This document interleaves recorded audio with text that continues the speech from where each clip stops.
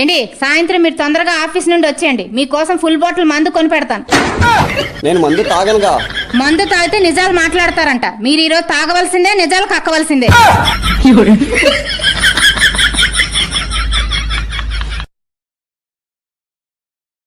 ఏంది బాగా బాధగా ఉన్నావు? పట్టుచీర డైమండ్ రింగు.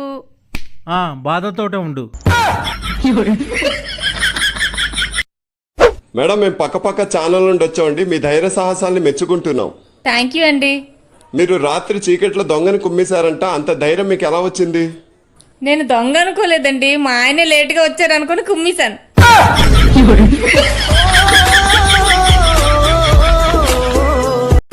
భాగ్య, నీ బర్త్డేకి నేను ఒక మంచి గిఫ్ట్ తెచ్చిన. అబ్బా, నువ్వెంత మంచో అని అడగక ముందు అన్ని పట్టుకొస్తావు. ఇంత కదా ఏంటిది అది? పాత బట్టల మూటనే. ఇగో నీకు ఇష్టమైన స్టీల్ సామాన్ కొనుక్కో.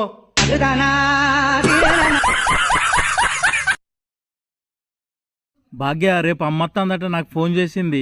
ఆమె వచ్చే ట్రైన్ పొద్దుగాల 4 గంటలకు వస్తుందట. అప్పటికే అనుకున్నా ఇంటి మీద కాకొరినప్పుడే ఇంట్లో ఎవరో ఆల్తారని. అయినా ఒక పని పాటలు లేదు. 2 నెలల కిందటనే కదా వచ్చింది. రేపు ఆదివారం అంబటల దాకా పండుకుందాం అనుకున్నా. అయినా రేపు ఆదివారం గోల ఆటో లెక్కన చల్లతాయట. వచ్చేది మా అవ్వ కాదు, మీ అమ్మ.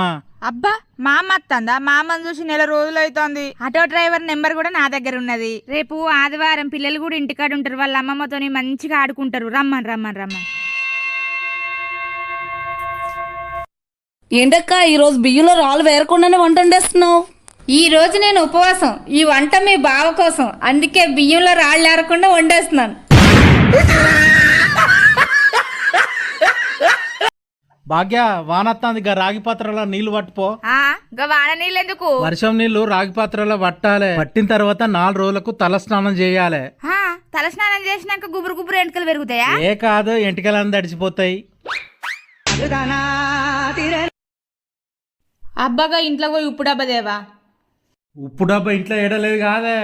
అబ్బా, నీ అంత బద్దకస్తుడైతే ఎవ్వలేరు. రోజంతా సెల్లులా షాటింగ్ చేయమంటే టిక్క టిక్క ఎత్తావు. ఇన్స్టాగ్రామ్, ఫేస్బుక్ ఇరాం లేకుండా చూడవన్నా చూస్తావు. దోస్తులతోని ఊరంతా బుర్ర బుర్ర తిరగడానికి కూడా శాతనైతది.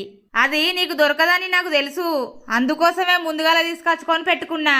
ఎంకులాడిన కడికి చాలు గాని అచ్చి తిందురా.